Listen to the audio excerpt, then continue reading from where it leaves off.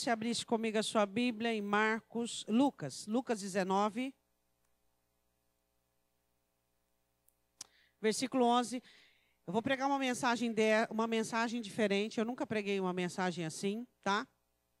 É uma mensagem que ela é tipo de uma parábola. Então, nós vamos nos exercitar. Não garanto que você vai entender tudo, mas eu gostaria que você entendesse a maior parte. Tá? Vou explicar daqui a pouco. Você abriu comigo em Lucas 19. Vamos colocar aqui, ó, a parábola dos vinhateiros. Das minas primeiro. Vamos supor que essa vinha aqui seja a minha alma e a sua alma, tá? Aqui o Senhor Jesus está falando de Israel. Mas vamos colocar aqui que essa vinha seja a minha alma e a sua alma. Vamos lá. Lucas 19, 11. Ou então a alma de uma outra pessoa. Uhum. E ouvindo eles essas coisas, ele prosseguiu e contou uma parábola, porquanto estava perto de Jerusalém. E cuidavam que logo se haviam de manifestar o reino de Deus. Disse, pois, certo homem nobre, Deus, partiu para uma terra remota, a fim de tomar para si um reino e voltar depois.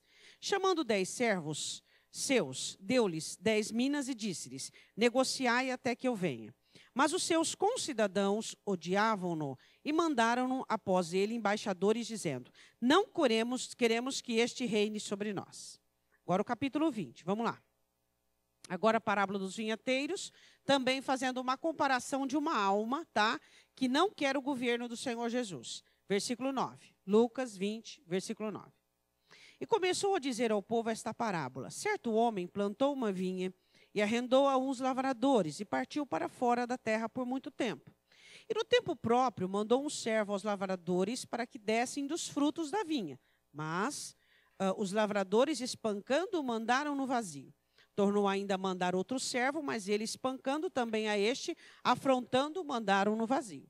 E tornou ainda a mandar um terceiro, mas eles, ferindo também a este, o expulsaram. Podemos assentar abrindo comigo a sua Bíblia em Romanos capítulo 7, para nós termos um pouquinho mais de compreensão antes de começarmos. Nós lemos em Lucas 2 parábolas. Abra comigo em Romanos 7. A parábola das minas, onde os concidadãos disseram, vamos mandar embaixadores e recado dizendo, não queremos que tu governes sobre nós. A parábola da vinha, onde os vinhateiros, no momento de oferecer o fruto ao dono da vinha, que ele arrendou, disse, nós não queremos dar o fruto que pertence a ti. Duas respostas negativas, negando direitos.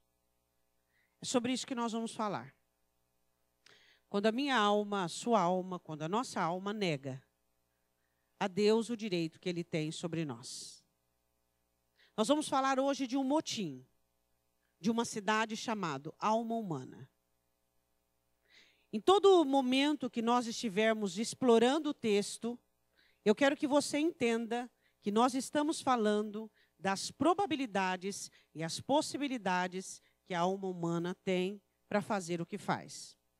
O apóstolo Paulo, tentando explicar todo esse universo complexo que é a alma humana, em Romanos 7, ele diz assim, no versículo 23, depois que ele faz uma exposição das coisas que haviam dentro dele, ele diz assim, Romanos 7, 23, mas vejo nos meus membros outra lei, que batalha contra a lei do meu entendimento e me prende debaixo da lei do pecado que está nos meus membros. O que ele está dizendo? Eu vejo em mim uma lei que batalha contra a lei do meu entendimento. Tá. Quero que você abra comigo agora no nosso texto, Salmos capítulo 2. Vá lá comigo. Esse salmo, ele faz uma análise da recusa do governo de Davi, também fazendo uma ação profética sobre o governo de Cristo e a rejeição dos judeus e tal. Repete o que eu disse para o seu irmão aí do lado. Esse salmo, ele faz uma analogia da recusa de alguns cidadãos de Davi, que recusaram o seu governo, mas também é um salmo profético que fala sobre a recusa do governo de Cristo. Mas nós não vamos falar nem dos cidadãos que recusaram o governo de Davi e nem dos judeus que recusaram o governo de Cristo. De quem que nós vamos falar? De quem? Da alma humana recusando o governo de Cristo.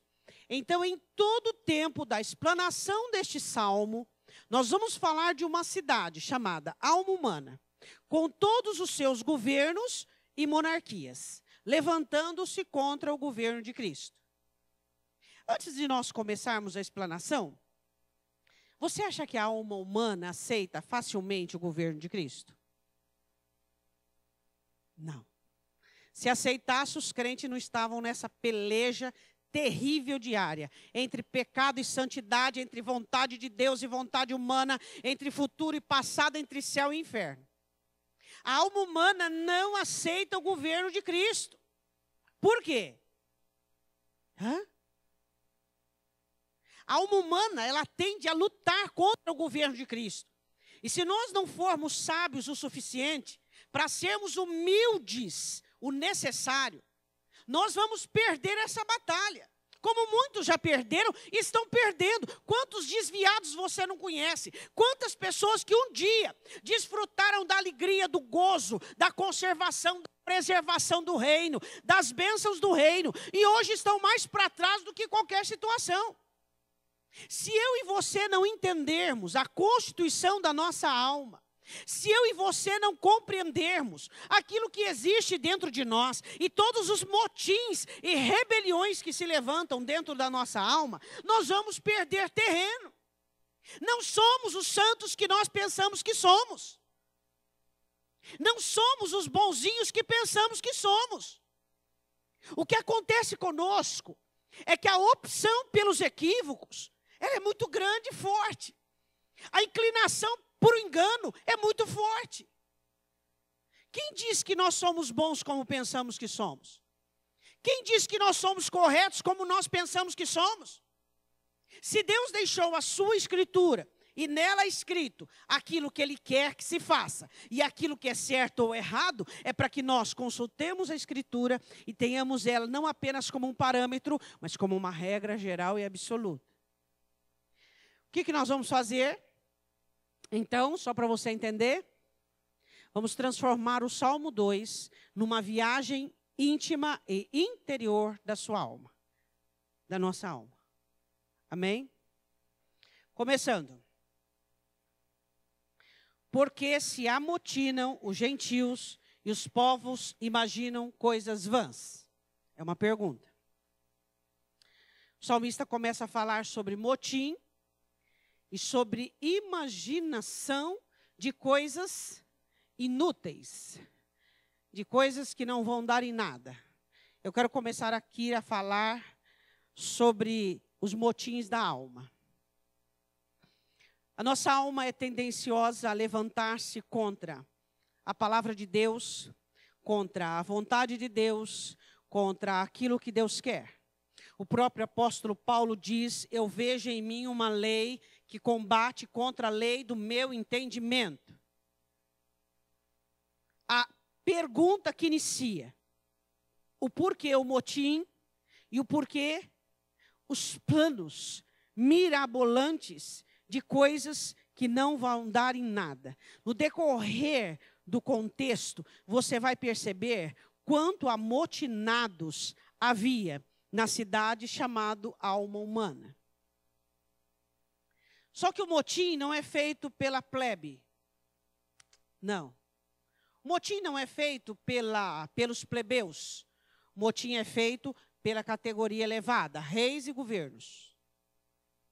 Quando um coração se levanta contra a Escritura, contra Deus, contra a palavra, não se levanta a plebe. Se levanta os 3 governos principais da alma: mente, coração e vontade. São os 3 reis: mente, sentimento e vontade. É o que se levanta. Motim. Pastor, eu não sou uma pessoa rebelde. Nós estamos falando explicitamente dos rebeldes. Nós estamos falando daquele embate. Sabe? Que embate que eu estou dizendo? A palavra manda, você não consegue obedecer. A palavra manda, você não obedece. A palavra fala, você não obedece. O que é isso? Um motim. Uma rebelião tão silenciosa que muitos de nós não conseguimos entender. Que quando eu e você não conseguimos nos prostrar diante da vontade de Deus, que quando eu e você não conseguimos sermos submissos ao querer da vontade de Deus e ao poder da palavra de Deus, isto é um motim que está acontecendo dentro de nós e nós não estamos apercebidos disso. Existe algo acontecendo dentro da gente. A palavra de Deus fica suspensa. Ela não consegue descer. Ela não consegue viabilizar um trajeto para entrar dentro de nós e efetuar obras e dar frutos. Eu vos nomeei, vos santifiquei, vos purifiquei e vos chamei. Para quê? Para que o Senhor tem feito todas as obras dele na minha e na sua vida? Para que nós possamos ir e demos fruto. Mas nós ficamos enroscados e embaraçados. Ficamos envolvidos. Ficamos totalmente embebecidos em circunstâncias e situações. O diabo nos distrai com assuntos, com problemas e com dificuldades, tirando a nossa atenção do motim que existe dentro de nós, da rebelião que existe dentro de nós. Os problemas são alimentados pela desobediência. As maldições são alimentadas pela desobediência. As miríades infernais são alimentadas pela desobediência. Mas nós não entendemos isso. Nós não conseguimos compreender que a alma, ela é tendenciosa a amotinar-se contra Deus, a reunir-se e levantar-se contra o governo de Cristo. Versículo 2. Os reis da terra se levantam e os governos consultam juntamente contra o Senhor e contra o seu ungido, dizendo: como eu disse, não é a plebe que se levanta, mas os reis e os governos se juntam contra o Senhor, Deus e o seu ungido, Cristo. Não vamos falar de Davi aqui e nem dos judeus. Vamos falar da igreja, de nós, nosso tempo. Vamos falar sobre os reis da alma. Mente, sentimento e vontade. Por que a alma, essas faculdades da alma, adquire monarquia no motim? O que seria a minha alma e a sua alma dentro do contexto de servos de Deus? Minha vontade, para agradar a Deus. Minha mente, escrava e obediente a Cristo. Meus sentimentos, para amar a Deus. A alma, no lugar certo, no lugar devido, agindo da maneira certa. Faculdades, quais são as 3 faculdades que eu estou falando? Mente, sentimentos e vontade. Quando são santas, quando estão debaixo do governo de Cristo, vontade para agradar a Deus. Sentimentos, vamos falar, para amar a Deus, para adorá-lo, para servi-lo. E mente, para quê? Para aprender, para entender, para crescer.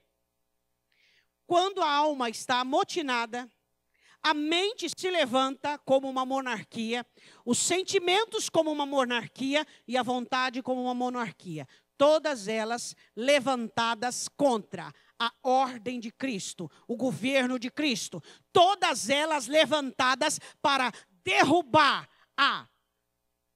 o cristianismo, a ordenança e o poder e o governo da palavra. Eu fiz aqui algumas anotações. Monarquias, mente, sentimento e vontade. Governos, eu coloquei.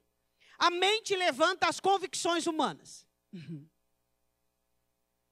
Tem crente que acha que é crente e está apenas com convicção humana. A mente levanta a convicção humana. O crente, ele começa a ficar convencido de si mesmo. Eu estou certo, eu estou correto, tudo que eu faço é aprovado por Deus. Essa é a minha maneira de responder às situações, essa é a minha maneira de responder à vida. Espera aí. Não existe maneira minha, maneira sua, maneira dele, maneira do outro. Existe a maneira que o Evangelho e que o ungido de Deus estabelece. E essa é a única maneira. No lugar das convicções humanas que é um motim da mente, deveria ter o quê? Obediência. Fé. Quando uma alma está amotinada, ela está cheia de razões para fazer o que faz. Ela está com convicção humana. O motim que se levanta da mente, levantando o governo da convicção humana. Você já viu que tem gente que diz que isso aqui é pau, é madeira e não adianta você bater, que é madeira, é madeira, é madeira? O que é isso, senão um motim da mente? A pessoa está amotinada, a mente dela está fechada para o conhecimento, está travada para o conhecimento. A pessoa está em rebelião e ela não se dá conta que aquilo é rebelião. A cidade chamada alma humana está amotinada contra o ungido de Deus, que é Cristo. E então a mente levanta a convicção humana. Aí, os sentimentos dizem, eu também tenho os meus governos, espera aí. E ela chama quem? A servidão. Vou servir. As emoções começam a querer servir. Servir o quê? A Deus? O próximo? Não. Começam a servir os próprios desejos, a própria vontade, as próprias razões, a própria indução da alma. Aí então a vontade diz assim, eu vou chamar também os meus governos. Tipo assim, Brasil, sabe? Vou chamar os meus governos. Então a vontade chama o desejo, o querer. Mente chama a convicção humana. As emoções chamam a servidão. Vamos servir aquilo que a mente determinou, as convicções humanas. Nós vamos fechar com ela. Não vamos abrir espaço para nada. E aí a vontade diz assim, vamos chamar o querer, vamos chamar o desejo. Segundo governo que se levanta. A mente diz, eu vou levantar o segundo governo, a vaidade. Porque eu sou, porque eu sofri muito, porque eu passei, porque eu quis, porque isso, porque aquilo, porque eu posso, porque olha para mim, vaidade humana. Levantados contra o governo de Cristo. O que é uma mente no lugar da vaidade? Submissão, humildade, humilhação. Mas a alma está em um motim, a vaidade humana, defendendo os seus direitos, defendendo o seu querer, defendendo a sua vontade. Aí, no governo dos sentimentos, ele diz, bom, você levantou o que mesmo, vaidade? Tá. Eu levanto segurança carnal. Eu estou seguro naquilo que eu estou dizendo, seguro naquilo que eu estou fazendo. A pessoa está destruindo a própria vida, a pessoa está jogando tudo fora e ela está segura. Segurança carnal. Você se segura na sua opinião. Você se segura no que você acha. Você se segura naquilo que você acredita. A sua cidade, chamada alma humana, está virando de cabeça para baixo. E você não está percebendo. A mente levanta a vaidade. As emoções levantam o quê? Segurança pessoal. Você fica uma pessoa totalmente convicta, totalmente segura, totalmente certa, totalmente dura. Aí a vontade diz assim, tá, você, mente, levantou o que mesmo? Vaidade. E você, sentimento? Segurança pessoal, segurança carnal. E a vontade diz assim, eu vou levantar a cobiça. Junto com vocês, eu vou contribuir com a cobiça. Eu vou querer. Eu vou me vingar. Eu vou fazer alguma coisa. Eu vou querer, eu quero. A vontade diz, eu vou cobiçar. Eu quero algo melhor para mim. Eu quero algo mais produtivo. Eu não quero mais sofrer. Eu não quero mais pagar o preço. Eu não quero mais. Eu quero aquilo que me faz feliz. Eu quero aquilo que me faz bem. Aí então a mente, como a monarquia, levanta o terceiro e último governo. A memória. Eu tenho vários governos, a mente diz, mas eu vou levantar a memória. Eu tenho muitas lembranças ruins e negativas da minha vida. E eu quero levantar a memória. Eu quero que essa situação e esse motim, a memória faça parte. Porque eu já passei por questões e situações terríveis. E eu preciso dessa memória emocional. Ela me alimenta. Para que eu possa ter combustível para continuar. Os sentimentos dizem assim, você mente, levanta a memória. Então eu já sei o que eu vou levantar. Soberba. Então a soberba se levanta baseado na memória. Você viu que eles trabalham todos juntos. Porque eu não preciso passar por isso. Porque eu sou amado de Deus. Porque eu sou uma pessoa. E eu. Então a soberba levanta. Então começa a se respaldar a soberba em cima de coisas conquistadas que não foi conquista, foi Deus quem deu. Então começa a se levantar nos dons, no posicionamento. Estamos falando de um crente que não percebe o motim da própria alma. Aí a vontade diz assim, você levantou? Mente, o que você levantou mesmo? Eu levantei a memória. E você, o que você levantou? Soberba, emoção. O sentimento levantou soberba. A vontade diz assim, eu preciso colocar um representante à altura. Eu vou levantar dureza, ignorância. Então eles fecham. Fechou? Fechou. As monarquias representadas. A mente representada pela convicção humana, pela vaidade e pela memória. Os sentimentos representados pelo seu governo, da servidão a si mesmo, o seu egocentrismo, a segurança carnal e a soberba. E a vontade representada pelos desejos, pelo querer, pela cobiça e pela dureza. Que turma, hein? Isso tudo às vezes está no coração de um crente e ele não percebe. Por exemplo, quando você está passando por provações e situações difíceis que exigem o governo de Cristo, principalmente o perdão, principalmente o esquecimento, principalmente o continuar, principalmente mudar de mente, metanoia, mudar, converter-se, mudar de posição. Isso aqui, motim, não aceita a regra de Cristo. Não vamos aceitar o que Deus manda. A questão é, vamos defender a nossa cidade. Não aceitamos mais sermos humilhados. Não aceitamos mais amordaçados. Nós queremos falar, nós queremos propagar. Não aceitamos mais.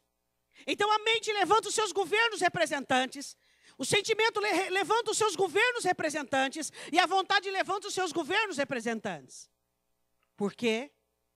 Porque essa alma não quer obedecer a Deus. Quais são as razões? Efeitos da inimizade da serpente contra a semente da mulher. Satanás sempre tentará fazer inimizade entre você e o governo de Cristo. Sempre. Sempre. Sempre tentará fazer inimizade entre você e o governo de Cristo. Satanás quer fazer inimizades. E aí, existem pessoas que estão nessa situação amotinada e ainda acham que estão agradando a Deus, e ainda acham que estão certos, e ainda acham que está fazendo tudo direito. Por quê? Porque esse é o objetivo de Satanás. Você ser tão cego, e começar a defender o que você acha, o que você pensa, os seus sentimentos, a sua mente, a sua vontade, as suas razões, as suas memórias, a sua história, você começa a defender de tal maneira, e aí você começa a olhar para as ordenanças de Cristo, e aquilo fica tão estranho para você, tão estranho, que se torna abusivo. Você olha para ele e diz assim, tu és um mestre abusivo. É óbvio que você não diz verbalmente, mas a sua posição retrata isso. Na sua negação, você se nega a humildade, você se nega a humilhação, você se nega a reconhecer que Deus sabe de tudo e que Ele é soberano. E que a única maneira de você sair bem dessa situação é pela humildade, é aceitando a vontade de Deus e não pelos seus métodos falidos. Espera aí. Desobedeceu uma vez, deu errado, porque ficou convicto, eu quero, e aí foram levantando os governos, e novamente convicção humana. Espera aí, errar uma vez, ainda dá, desavisado, errar duas vezes é burrice. Olha para você, e eu olho para mim. Vamos entender o que é que acontece aqui dentro. Vamos olhar para dentro de nós e analisar o que existe dentro da nossa alma. Nossa alma é desesperada por razões para nos amotinarmos contra o governo de Cristo. O próprio Paulo em Gálatas 5, ele diz assim, versículos 16 e 17. Que a alma milita contra o espírito milita contra a carne, e um se opõe contra o outro, para que não façais o que quereis. E se você olha lá em Gálatas, o fruto do Espírito são 9 virtudes, e as obras da carne 17, quase o dobro. E Paulo diz ainda todas as coisas derivadas a essas. O que eu e você precisamos entender, que você pode estar no motim agora, e não está consciente. Você pode estar fazendo o que sua alma quer, induzida pelo diabo. Mas você não está dando conta disso, porque você está defendendo suas dores, seu cansaço, sua história, seu passado, sua situação. Você pode estar no motim e não pode estar dando conta disso. São influentes. As emoções são influentes, a mente é influente, a vontade é influente, é tudo muito influente. Não é a plebe que se levanta para se amotinar contra Cristo, mas é a mente, é o coração, é a vontade que se levanta contra aquilo que é correto, contra a verdade, contra o governo da palavra. Não é qualquer sentimentozinho que se levanta contra Cristo. Eles são influentes. Eles moldam a mente, moldam o coração e a vontade e faz com que eles consigam andar juntos. São influentes. Levantam para perseguir e destruir qualquer domínio e governo da palavra. Auxiliam e animam uns aos outros nesse motim. Vamos lá, mente, vamos lá, coração, vamos lá, vontade. Não obedeçamos à voz de Cristo. Perdoar é para os fracos, esquecer é para os dementes. Hein? Como está a sua alma? Como está a minha alma? Será que Cristo governa? Ou será que são as 3 monarquias, que são as faculdades da alma? Mente, emoção e vontade. Todas as habilidades estão voltadas para negar o governo de Cristo. Todas as habilidades suas. Imagina? Inteligência da mente, perspicácia, sentimentos, vontade, todas elas unidas. Todas as habilidades juntas. Totalmente unidas em acordo para levantar contra o governo de Cristo. Que motim. Que razão eles têm para fazer isso? Qual é a razão que a alma tem para fazer isso? Qual a razão que os crentes têm para fazer isso? Se o governo de Cristo é bondoso, se o governo de Cristo é misericordioso, se o governo de Cristo é amor, se o governo de Cristo é graça, é bem-aventurança, é cuidados, é zelo. Não existe um governante como ele que zela e guarda e protege de tal maneira. Qual a razão para a alma se amotinar contra o governo de Cristo? Razão? O jugo dele e o fardo dele. Essa é a razão. Eu não aceito o jugo de Cristo. E nem o fardo dele, diz a alma. Ele disse que eu tenho que matar a minha carne todo dia. Eu não me conformo com isso. A carne me dá prazer, me dá deleite. Ele diz que eu tenho que perdoar 70 vezes 7 por dia. Mas isso não é possível, eu não consigo. Isso está acima de qualquer compreensão humana. Ele diz que eu tenho que amá-lo mais que a minha família. A minha família é tudo que eu possuo. Ele diz que o meu trabalho tem que ficar em 2º, 3º, 4º plano e que ele deve ficar em 1º. Ele diz que os meus desejos carnais sobre sexo, apetite e qualquer outro tipo de coisa devem ser vencidos. Ele disse que eu tenho que lutar acirradamente contra a minha vontade. Ele diz que a minha mente tem que ser escrava. E ele diz que o meu coração não pode servir para sentir, mas para crer. Essas são as razões que a alma se amotina. Essas são as razões que a alma não quer o governo de Cristo. A vontade quer nadar em seus deleites. Os sentimentos querem sentir, sentir e sentir. E a mente quer ser livre para ter as suas próprias convicções e a sua própria memória. Essa é a razão porque as almas se amotinam. Porque existem crentes amotinados dentro da igreja. Porque o que os crentes não conseguem olhar para Deus e dizer, tu és Senhor, e o seu ungido é governante. Ele veio para governar sobre minha alma, e o que ele manda, eu tenho que obedecer. Quantos crentes, vendo a vida do jeito que eles querem, achando que isso é cristianismo. A razão por que eles se amotinam, versículo 3. Rompamos as suas ataduras e sacudamos de nós as suas cordas, o jugo, o fardo. Tiramos de nós tudo aquilo que nos identifica como servos dele. Eu não quero virar face, eu quero dar um soco nas duas do outro. Eu não quero andar a segunda milha, eu não ando nem a primeira. Eu não quero perdoar, eu não quero esquecer, eu não quero matar a carne, eu não quero a vontade de Deus. Eu não quero perder agora para ganhar depois, eu quero só ganhar agora. Eu quero os meus desejos, eu estou sentindo vontade, entende? E eu quero isso para mim nesse momento, e o que vai ser depois não me interessa. Essa é a realidade da alma, a alma humana, a minha e a sua.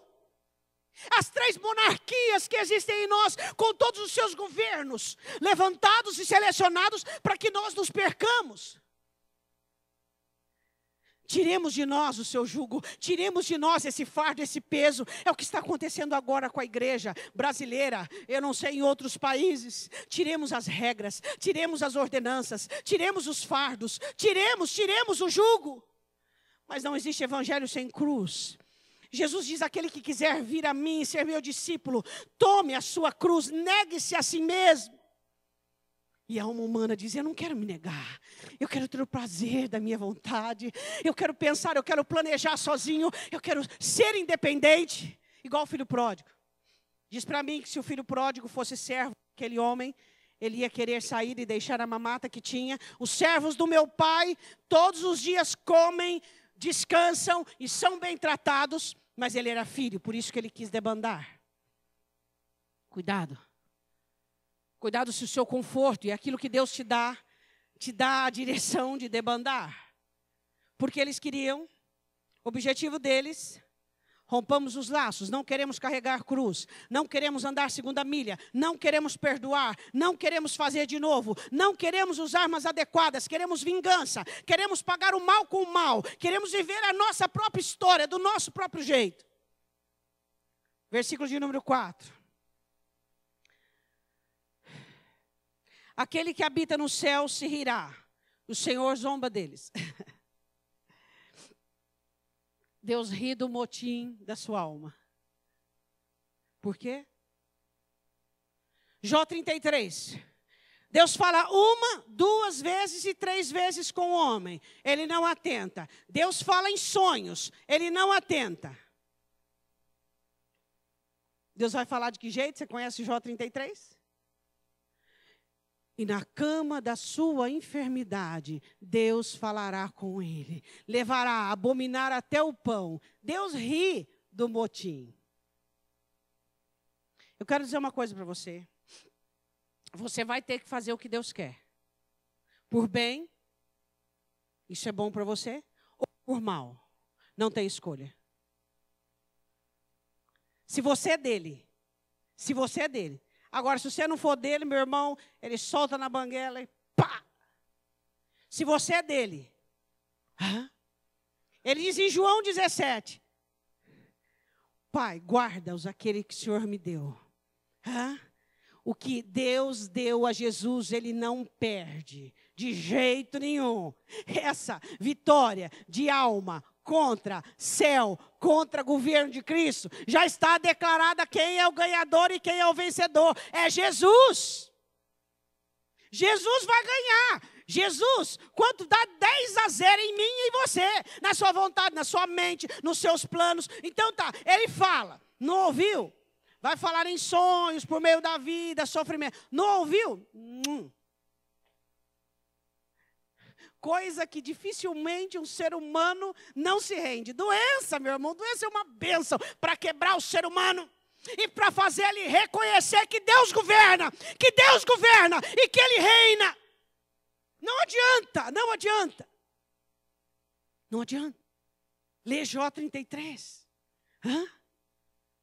Deus ri da sua mente, todos os seus desejos, toda a sua vontade, toda a sua autodefesa, toda a sua mobilidade, defendendo a sua causa, defendendo os seus direitos. Deus ri, ele zomba. Vai, faz. Ali eu te pego. E aí você olha e você diz assim, meu Deus, mas como é que essa pessoa não consegue acordar, não consegue ver? Versículo de número 5. Então, lhes falará na sua ira e no seu furor os turbará. Aquilo que eu disse. Meios para acordar você. Você acorda como? Sono pesadão, hein? Ladrão pode levar até a cama junto, que você não acorda. Ladrão da sua alma, Satanás, tirando o seu descanso, tirando o seu repouso em Cristo. Hein, irmãos? Sono pesado não acorda, a soberba dominou, a vontade própria dominou. Vamos lembrar? Convicção humana. Vou servir a mim mesmo, eu tenho a minha vontade. Vaidade da mente, porque eu tenho direitos. Eu fui muito ofendido. Segurança carnal, eu me seguro naquilo que eu quero. Cobiça, eu preciso de uma vida melhor. Eu quero algo melhor para mim. Memória, olha o que aconteceu, olha o que fizeram. Soberba, arrogância, resultado, dureza, vingança. Motim na alma humana. E então, surge um mediador. Nesse motim. Glória a Deus ao mediador. Eis o Filho. A palavra do Senhor diz, se pecarmos, temos um advogado junto de Deus, para intercedermos por nós. Amém? Eu, porém, ungi o meu rei. Diga, já existe um rei na minha alma. Existe uma monarquia. Já existe uma monarquia. Não é a sua vontade? Não, pastora, estou descobrindo agora. Aposto que você já descobriu, dando a cara em muita situação aí, né? Não é a sua vontade, não é a sua mente, não é a sua emoção. É Cristo que é o rei. Eu ungi o meu rei, o meu governante. Ele governa sobre vocês. Aí ele diz assim... versículo de número 5, 6. Eu, porém, ungi o meu rei, e sobre o meu santo monte de Sião, proclamarei o decreto, diz o Filho, o ungido. O Senhor me disse, tu és meu filho, eu hoje te gerei. Graças a essa aqui, ele e essa aqui. Eu e você. Graças à cruz. Aqui está falando, o Deus Emanuel se fez filho, se fez carne, se fez homem e morreu por mim e por você, para que ele pudesse intermediar a ira de Deus. Deus ia fulminar as almas em motim, as almas em rebelião, mas o Filho se fez carne e habitou entre nós, e vimos a sua glória, a glória do unigênito do Pai. Ele é a redenção e a propiciação pelos nossos pecados. Ele entra e diz, Pai, é feio o negócio, é mimado, é infantil. Pai, mas eu morri por ele. Eu morri por ele. Eu morri por ela. A Biduzidinha da Silva. Desequilibrada, pai. Desequilibrada. E o diabo chega com toda essa argumentação. Vamos lá, pai, aqui, vamos lá. O Senhor Jesus defendendo e Satanás, cheio de convicção humana, sendo que ele que deu combustão. Serve a si mesmo, só faz o que quer, vaidade na mente, segura-se em si mesmo no que pode, no que faz, cobiça, vive com memória passada, soberbo, duro. Aí Jesus só faz assim. Só assim. O que se vê? A marca. A marca dos cravos. Advoga.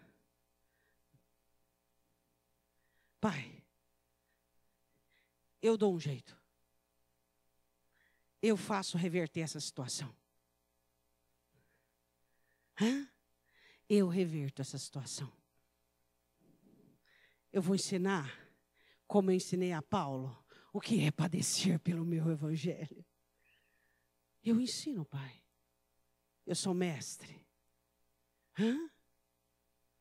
O Filho veio para governar minha vida e você. Você não quer ser humilhado? Não. Você acha que já foi muito humilhado? Espera um pouquinho, vamos dar um jeito, vamos aguçar um pouquinho mais. Muito soberbo ainda, muita vaidade, muita memória, muito pesar, muito sofrimento, acha que sofreu muito. Vamos dar um jeitinho, vamos dar um jeitinho. Versículo 8, Deus dizendo, pede-me e eu te darei os gentios por herança e os fins da terra por tua possessão. Eu quero dizer uma coisa para você, que você é herança de Deus para Cristo, não tem jeito. Acabou. Vai tentar rodar, embromar, enrolar, a coisa só vai ficar pior para você. Não adianta. Eu e você somos herança de Deus para Jesus. É presente. Eu estou te dando um conselho. Não adianta. Se você é dele, você tem um selo e uma marca. Que pena. Tem um ditado, que não é versículo, muita gente há muito tempo pensou, quem não vem por amor, vem pela dor. Não é versículo, mas é um ditado que tem grandes verdades nele. Por quê? Porque a vida ensina. A vida ensina. E a vida é uma ótima mestra. Só que eu conheço um mestre melhor. Qual é o nome dele? Jesus. Ele é melhor. Mas a vida, para alguns, se preferem. Vida ou Jesus? Eu prefiro Jesus. Você também, acredito que sim. Versículo 9. Ele diz, tu os esmigarás como uma vara de ferro. Tu os despedaçarás como um vaso de oleiro. A vara de ferro, esmigalhando o inimigo. E um vaso de barro na mão de um oleiro despedaçando. Do que o Senhor está falando dentro da alma humana? Se percebe que não adianta aprisionar, tem que eliminar, tem que matar. Matar toda a soberba, matar toda a euforia, matar toda o desenfrear, todo o desequilíbrio. Não adianta você só aprisionar, brincar de esconde-esconde. Jesus quer acabar com a sua soberba. Você pode dizer amém? Ele quer acabar com o domínio da sua mente, do seu sentimento e da sua vontade sobre você. Exterminar. Pastora, como é que se chama isso? Eu vou dizer só para vocês, tá? Só eu descobri isso. Como é que se chama a destruição do governo, da mente, da vontade e dos sentimentos? É uma palavra que você nunca ouviu, é nova, se você até quiser anotar. Conversão. Oh, aleluia. Oh, aleluia. Se você se converte a Cristo como Zaqueu, meu irmão, não tem mente, não tem sentimento, não tem avareza, não tem vaidade, não tem memória. Eu não quero saber de quem eu fui, eu quero saber de quem eu sou e o que eu posso ser com Ele. O que eu e você precisamos entender e compreendermos, que eu e você precisamos nos converter de verdade. Chega de crente de meia pataca. Chega de crente que ele diz que é crente, mas a mente dele manda nele. Crente que diz que é crente, mas a vontade manda, os sentimentos mandam. Peraí, não teve conversão. Deixa o Senhor Jesus esmigalhar o governo da sua mente, do seu coração, da sua alma, dos seus sentimentos. Versículo de número 10. Agora, pois, ó reis, ó mente, ó sentimento, ó vontade, sejam prudentes, rendam-se. Ó reis, sede prudentes, deixai-vos instruir, juízes da terra. Vamos aprender a mente. A mente chega, o que eu preciso aprender? Você precisa aprender a ser cativa. Hoje falamos sobre isso na escola bíblica. Você precisa ser escrava. Mas eu não posso ser liberal? Não. Você vai ter que ser escrava. O que é escravo de mente? Deus mandou, está feito. Informação. E você, sentimento, o que você precisa? Você precisa obedecer à mente. Mandou, acabou. Não tem vaidade, não tem ferida, não tem o que fez, o que aconteceu. E você, vontade, você tem que praticar. Teu negócio é agradar a Deus, é a vontade de Deus e pronto. Ó reis, sejam prudentes. Vocês escolham ou serem esmigalhados ou serem instruídos. O que você escolhe? O que eu escolho? Instruídos ou destruídos? É quase parecido, né? Instruídos ou destruídos? Instrução. Vamos aprender a ser crentes. Vamos aprender a termos uma mente que sirva a Deus e que obedeça o que a Bíblia manda. Manda, não quer saber o que eu sinto. Não, minha alma, eu não quero saber. Se você ficar amotinado, eu vou te levar lá para Ele. Eu vou te levar lá para Ele. O que é que está amotinado? São as emoções, eu vou te levar para Jesus.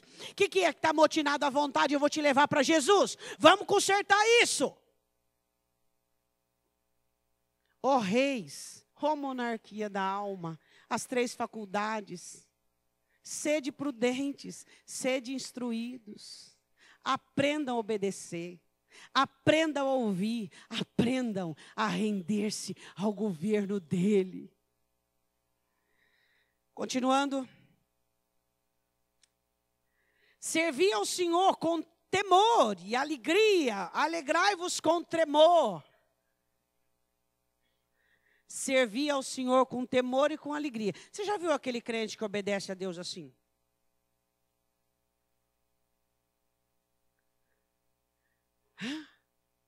Servir ao Senhor com temor.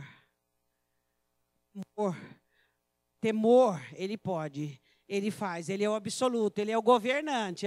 Se a alma se levanta, ele vai rir. De a gente achar aqui, que a gente pode alguma coisa. Ele vai rir da gente, então vamos nos render. E alegrai-vos, ou seja, com muito tremor, com muito tremor. Continuando, eu gosto desse versículo. Último versículo, beijai o filho. Você sabe que os reis, os seus súditos mais chegados, podiam beijá-los. Onde os súditos mais chegados podiam beijar o seu rei? Onde? Nos pés. Beijai o filho. Pacto de amizade. Pacto de obediência. Pacto de restauração de relacionamento. Não como o beijo de Judas. Não. Beijai o filho. Por quê? Porque vocês estão no caminho. Se vocês não beijam o filho, vocês vão perecer no caminho. Não vai dar certo. Essa é a pedra de esquina angular. Ai de quem ela cair sobre cima. Ou ai de quem cair em cima dela, não tem jeito. Tem que fazer as pazes com ele. Tem que fazer as pazes com ele. Tem que fazer as pazes com ele. Você não está brigado com a vida, você está brigado com Deus. Você não está brigado com as pessoas, você está brigado com Deus. Quando é que o crente vai entender que quando ele está revoltadinho, amargurado, triste, abatido, chateado, emburrado, de cara fechada, ele está amotinado contra Deus? Você não está brigado com ninguém, é contra Deus. Beijai o filho. Beijai o filho. Renove o pacto de amizade. Está triste? Crente que vive amargurado, que vive ressentido, que não perdoa, que não esquece, que não consegue ser autêntico, não consegue ser sincero, cheio de subterfúgio. A alma dele parece uma engrenagem maluca, daqueles cientistas malucos. Você não consegue entender nada dentro, porque é tanto esquema que você vê que não tem esquema nenhum. Beijai o filho para que se não ire. Já tem a ira do pai. Aliviada pela presença do filho. Vai deixar o filho irado? Diga assim, o filho pode ficar irado. A ira do filho se manifestará quando ele vier. Vai se manifestar a ira do filho. Beije o filho para que ele não se ire. Já tínhamos a ira do pai. Foi aplacada pelo amor do filho, pela vida do filho. Não deixemos o filho irado. Beijai o filho para que ele não se ire. Para que vocês não pereçam no caminho. Para que vocês não contem com a ajuda dele. Não tenham auxílio dele. Terminando. E pereçais no caminho. Quando em breve se acender a sua ira. Aí ele termina e diz: bem-aventurados todos os que nele confia a vida, confia a graça, confia o amor, confia a história, confia a amargura, confia o ressentimento, confia os traumas. Entrega tudo a ele e tenha paz. Baseado nesta mensagem, falamos sobre o motim da alma. Vontade, emoção e mente. Você consegue se nortear? Quantas vezes você estava em rebelião e não identificava? Ou quem sabe você se identifica nesta noite em rebelião? Amotinado? Fazendo o que quer, dentro de uma mente logística, uma mente objetivada naquilo, coração duro, certo que é aquilo mesmo, sem quebrantamento. Vou dizer uma coisa para você. Jesus ganha sempre. Ele é vencedor. Aí não adianta. Hoje, amanhã, depois, o culto do ano que vem, o culto dali, se Jesus não voltar, a vida vai fazer você render-se. Então, por que nós não rendemos pela palavra?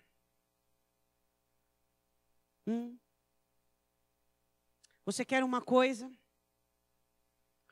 e Deus não te dá. Você se amotina e vai atrás dela. Só que você não percebe que você está amotinado. Tudo parece, aparentemente, tudo tranquilo e tudo nos conformes. Mas como se não é a vontade de Deus? E fica aquela pulguinha atrás da orelha, sabe? Aquela assim, parece que você... Sabe quando você come alguma coisa, parece que não digere? Uma coisa assim, parece... Sabe? E você fica, não sei, ó, o diabo está querendo roubar a minha paz. E não é o diabo. É o Espírito Santo dizendo para você, esse é o início da sua queda. Esse é o início da sua bancarrota. E o Espírito Santo fala, ele move, ele comove, ele agiliza, ele trabalha. Ele diz, beijai o filho, renove o pacto com o filho, renova a aliança com o filho. Para que não acenda a ira dele e você venha perecer. Beije o filho, renove a aliança com ele. Tenha-o como seu ajudador, como seu sacerdote. Eu queria que você fechasse os seus olhos.